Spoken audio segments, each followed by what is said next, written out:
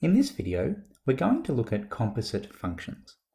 Now, to understand composite functions, we first need to know a thing or two about regular functions. So let's start with an example where we've got g of x, so this function g, which we're calling 3x plus 2. We've got f of x, which we're going to call x squared. Now, when I say g of x, what I'm saying is the function itself is saying let's take whatever we put into it, in this case that's going to be x, and we're going to triple it and then add 2. Now the reason I say that is because suppose I had g of u. So we'll just fix up that auto shape, but g of u. Well, g of u is just 3u plus 2. And what if we had g of a? As you can probably imagine, that's just 3a plus 2. And so when I say something like find g of 3, we're really just replacing that x with that number 3. We're replacing whatever goes inside here in the function pattern itself. So in this case, g of 3 is actually equal to 11. So understanding that, we're just going to wipe the screen and go back to where we were. Now going to just visualize what this means. So a function has an input, which we normally find here. And then it does something. Think of it like a machine. And we've got an output. Let's call that output. And the output is whatever that works out to be. A composite function is saying rather than subbing an input like a or u or the number 3, we're going to take that input as an entire other function. So suppose I wanted to say what is f of g of x? Well, imagine that this is f, and so what we're saying is square it. Really, that is what the function is. And what we're putting into the function is g of x. Now you might look at that and say, okay, well if f of x is x squared, then f of anything should be anything squared. And in that case, we're saying g of x. So it's fairly simple, except that g of x has its own output. So we'll wipe that away and say g of x's output is actually 3x plus 2. So we're saying that the answer here, my f of g of x, is equal to 3x plus 2 squared. Now the reason why I say that's important to imagine it like an image here is because, as we said, g of x has its own output. Suppose I wanted to find f of g, so we'll call that fog, so that's this thing here, of 3. Well, what I'm really saying is I've got this input, I need to first find g of 3, and then sub that into f. So remember that g of 3 was 3 times 3, which is 9, plus 2. That had an output of 11. So fog of 3 is actually equal to f of 11, which in this case is 11 squared. So we're going to say that that's 121. So there's a couple of ways that we can imagine this. We could say if I'm after finding fog of 3, then what I need to do is find g of 3, which is 11, sub that into f, and get an answer. That's one way to do it. But remember that we said fog was 3x plus 2 squared. So fog of 3, let's just rewrite that, sorry. Fog of 3 is also 3x plus 2 squared, where we replace that x with a 3. So 3 times 3 is 9, plus 2 is 11 squared, which we still get 121. So there's a couple of ways we can think about composite functions. Let's put this into practice and see how we go. So in this example, we're told that if f and g are functions and they're defined by this. So I was given two things. I was given a function here, another function there, one's called f, one's called g.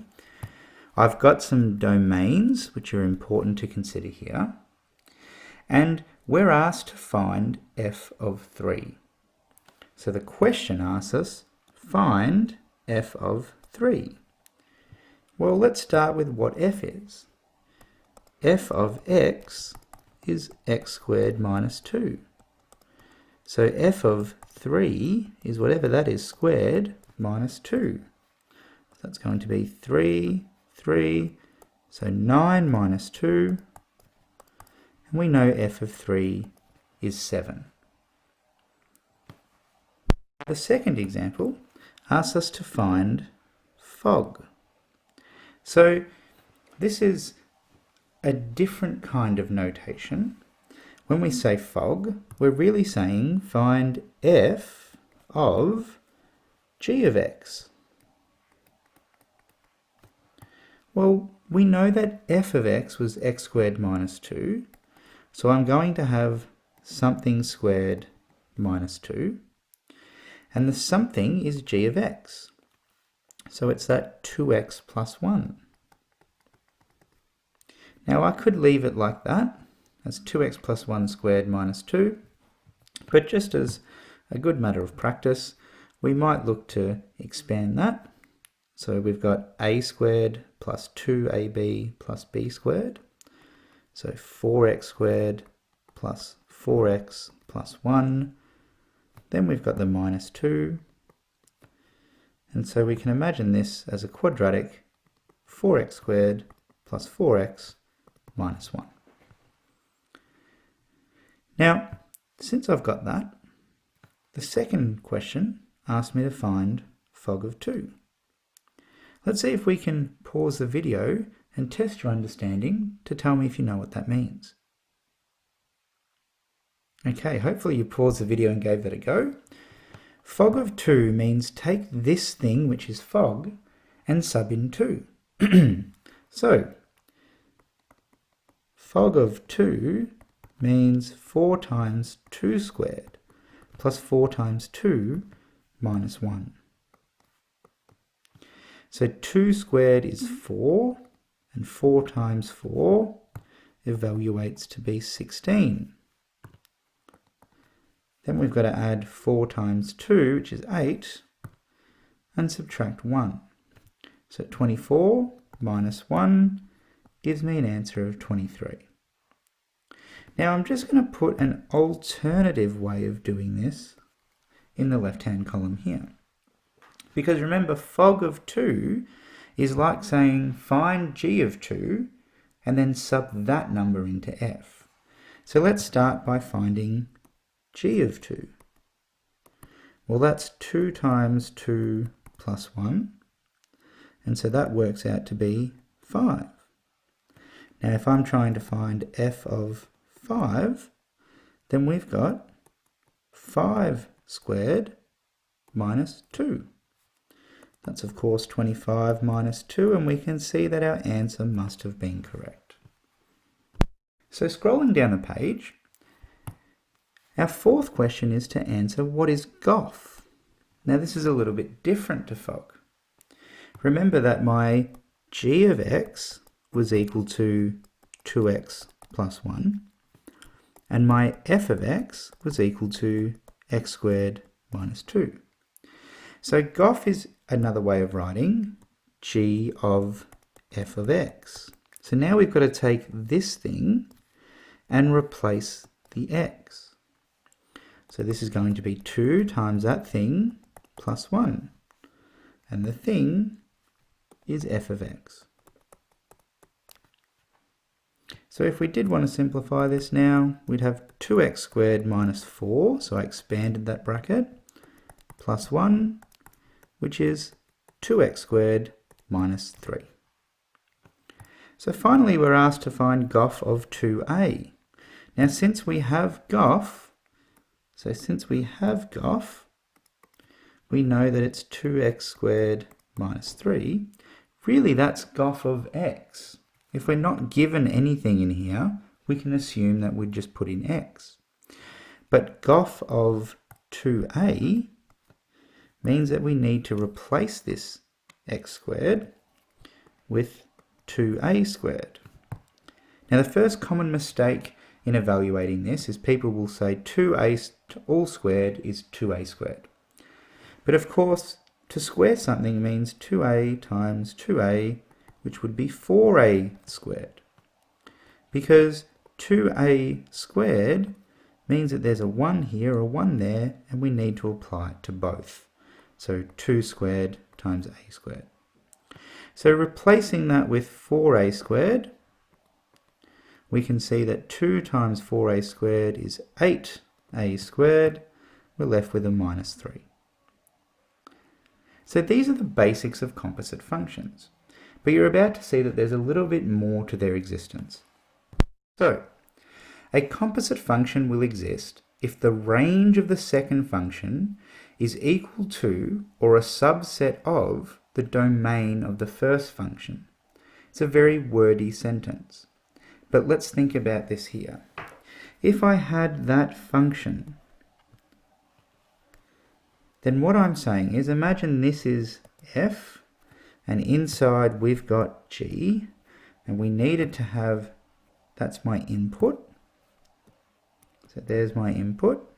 I'm going to have an output, and this is my system for fog. So, the range of the second function.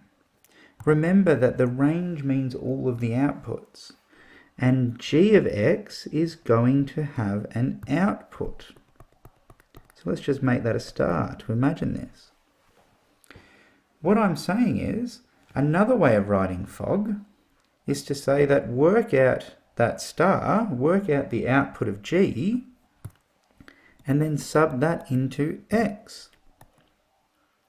Well, if that star can't be subbed into f, so if the range of g isn't in the domain of f, then this will never work and the composite function won't exist.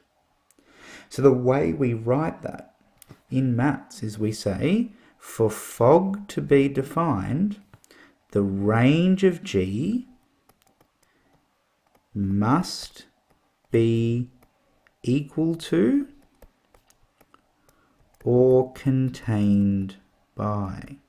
So that weird C means contained, and the equal to means equal to. Now, this is a difficult concept to consider, but imagine one set which we say is -1 to infinity.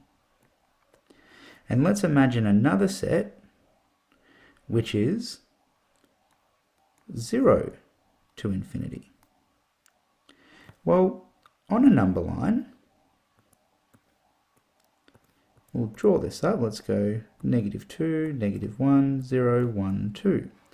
0 to infinity looks like this.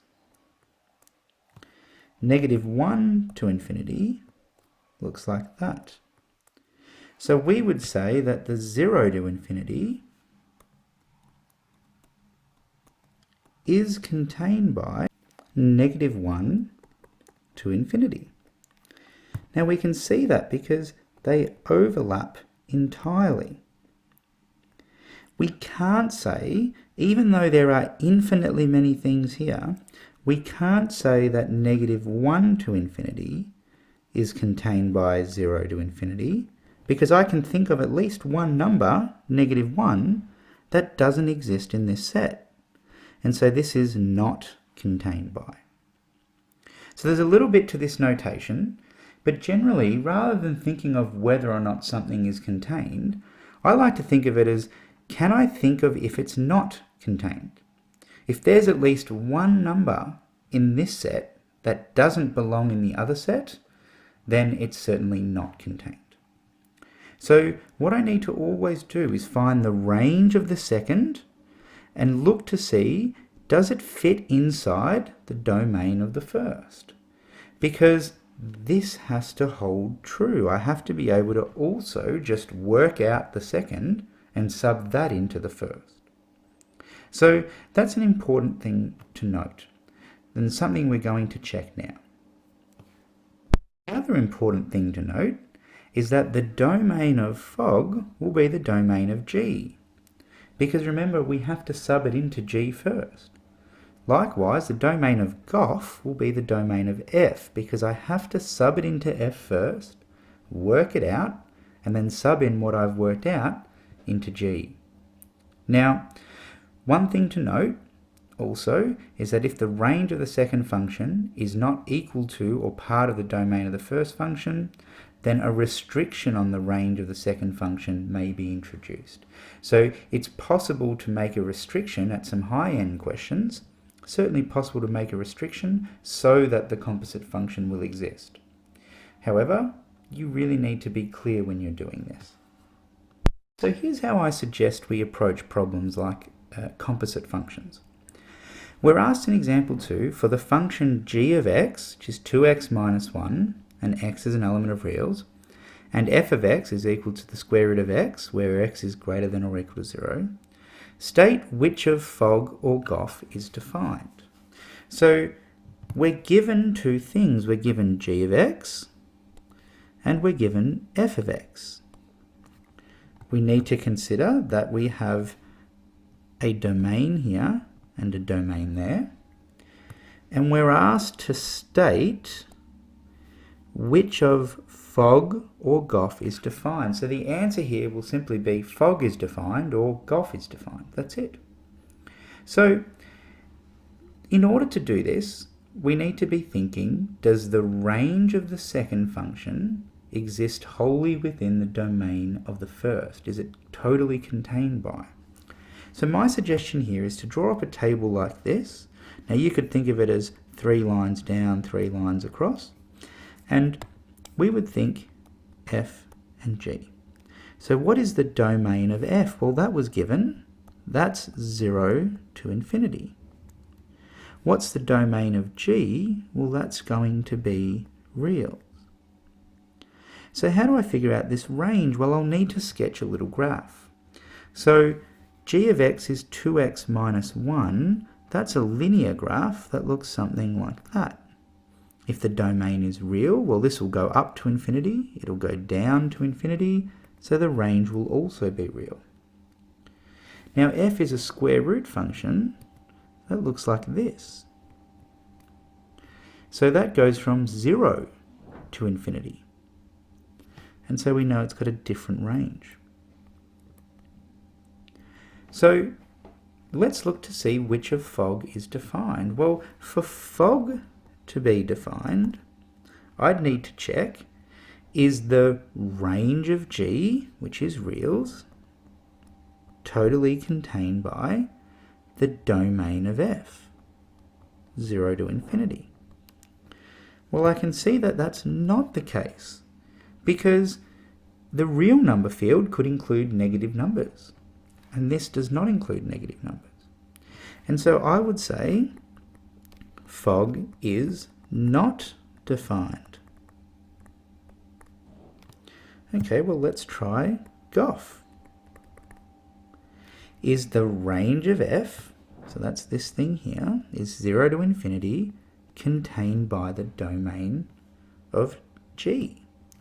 So is 0 to infinity contained by reals? Yes, it is, because the real number field includes all of this and more.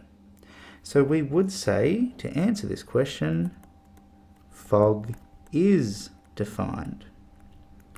Now, it didn't say explain which of fog or Goff is defined or explain why. It's just asking us to state. So this is enough. Part B says, for the composite function that is defined, state the domain and the rule. Well, I've just realized I wrote fog is defined here. My apologies. That should obviously have been Goff. But let's have a look at Goff. G of x is equal to 2 times x minus 1. So g of f of x means that we have to take that output, that square root of x, and put it into there.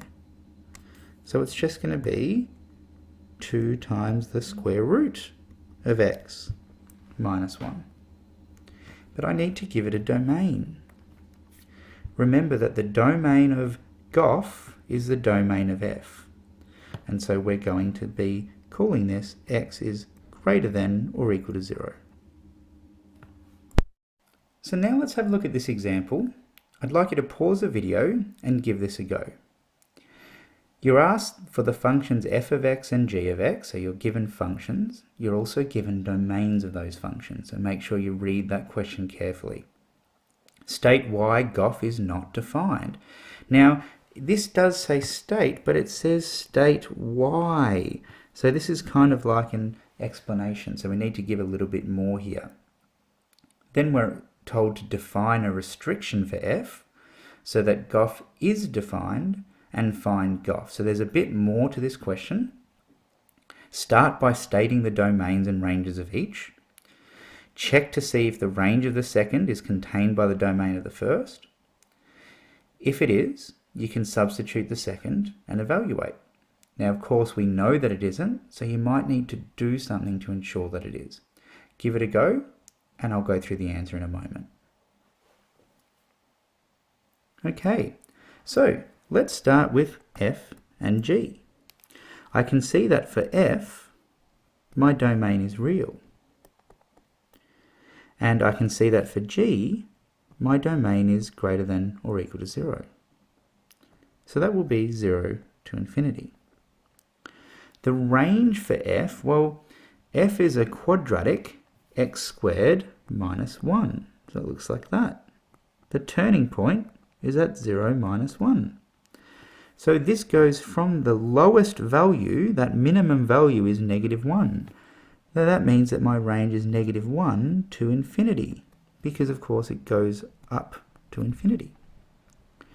Now g is the square root function, has an end point at 0, so g goes 0 to infinity. Now for Goff to be defined, remember that this range of f, so this -1 to infinity, must be contained by 0 to infinity. Well, that's not the case, because there exists this number -1, also -1/2, -1/4, -1/8, -3/4. There's lots of numbers here that don't exist there. So when I'm going to state this, I'm going to say Goff is not defined as the range of f. Now the range of f, I should give that here, -1 to infinity, is not contained by the domain of g. Now the domain of g was 0 to infinity. So here I'm telling the examiners that I know what I'm talking about. I know that in order for Goff to be defined, the range of f must be contained by the domain of g, and I've done the work to find out what those are. So it's really important that we don't just write that the range of f is not contained by the domain of g. We also have to write what those two things are. Now part A says define a restriction for f of x such that Goff is defined. Well, I'll give ourselves a little bit more room here. There we go. Just so that you can visually see this. In order for Goff to be defined, we'd need our range to be 0 to infinity, wouldn't we? So think about part B. I need the range of f to, really the maximum range it can be would be 0 to infinity. So we'll quickly draw up an axis. There we go. And think about what this quadratic looks like. remember that f was that quadratic x squared minus 1. I need the whole bottom bit to disappear. So that's what I need. And that would imply that the domain needs to be from that x-intercept onwards, or from this x-intercept backwards. So I'm just going to choose the positives. Well, x squared minus 1 equals 0, x squared equals 1, and x equals plus or minus 1, because the square root of 1 is plus or minus 1. So that gives me my two x-intercepts there and there.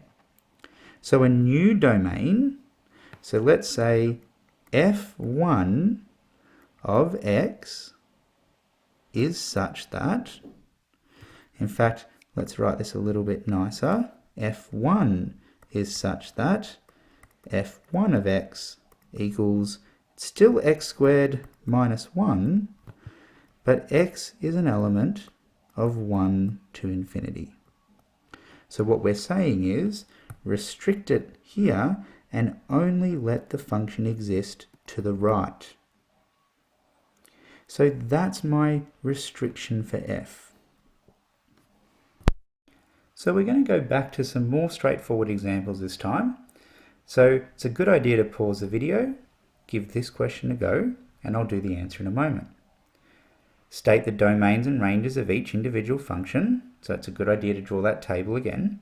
Check if the range of the second is contained by the domain of the first. If it is, you can sketch the graph. Just substitute the second function into the first, and you'll have a rule that you can sketch. So, hopefully you've given it a go yourself. Let's start by drawing our table. We're going to do 3 lines down, 3 lines across, domain, range, f, g. I might just draw that a little nicer. So we've got f and g, domain and range. Now, f of x is x minus 1. So that's just a linear graph that goes down with time. There's no restriction there. So it's reals and reals. G of x is x squared, so that's just a parabola, and the turning point should be 0, 0. So the domain is reals, there's no restriction on a parabola, but the range is 0 to infinity. So it's said to me to find Goff. Okay, well, to find Goff and the domain of Goff, I would need the range of f to be contained by the domain of g. Is reals contained by reals? You betcha. So that's fine. So remember that this could be contained or equal to. That's what that little line at the bottom means. So absolutely that works. Now, to find Goff, g of x is equal to x squared. So g of f of x is equal to x minus 1 squared. Now, the domain of Goff is going to be the domain of R, and that's there. So it's going to be reals. Now, how do we sketch this graph? Well, we'll quickly draw up an axis. I'm going to be a bit more careful about this because I'm physically being asked to sketch a graph. I'll need to make sure that things are much more precise. So it's not like something I did at the top there, because at the top, that was my scribbles here just to imagine the range. When I'm being asked to sketch, I need to make sure of everything. So we've got a parabola, x minus 1 squared. So that's a parabola that's moved to the right 1. Now, I can see that I've just missed that intercept there, so I might try and redraw that. There we go. It's a little bit harder with a digital pen, sorry. And we know that we've got 1, 0. So there's a critical point. It's a turning point and it's an x-intercept, so that's handy.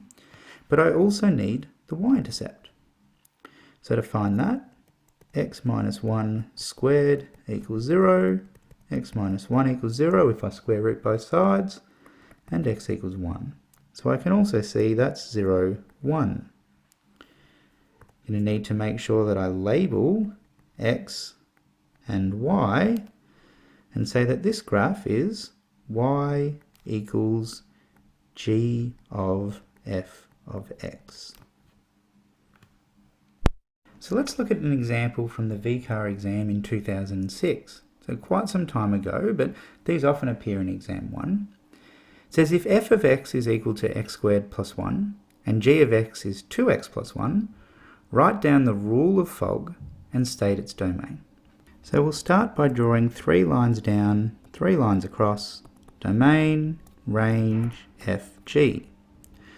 Well, f of x is x squared plus 1, that's a quadratic, so no restriction there, and there's nothing in the question that restricts it. G of x is a linear graph, so also no restriction.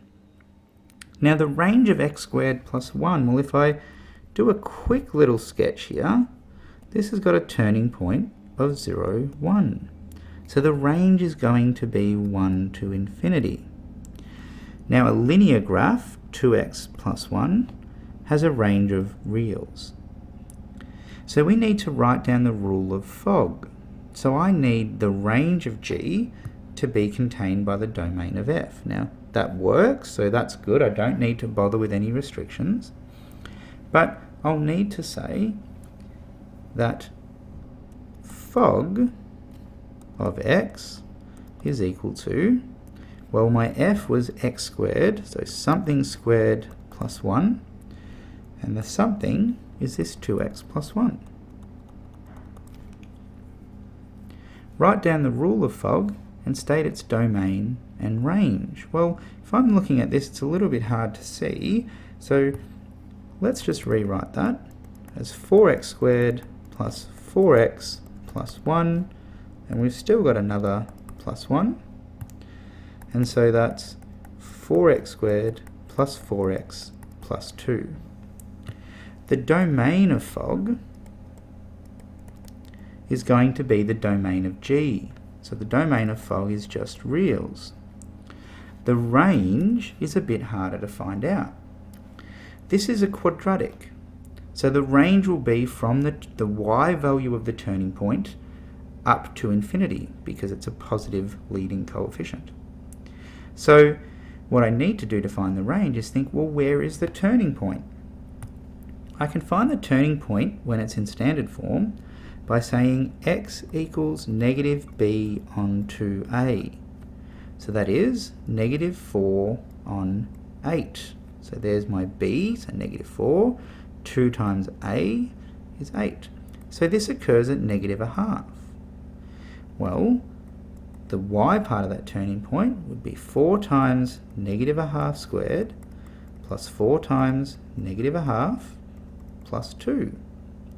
So 4 times a quarter, well, that's 1, minus 4 times, because that's negative a half, so that's going to be minus 2 plus 2, and that equals 1. So my range of fog will be 1 to infinity. So there's quite a bit to these, but with practice you'll definitely get them.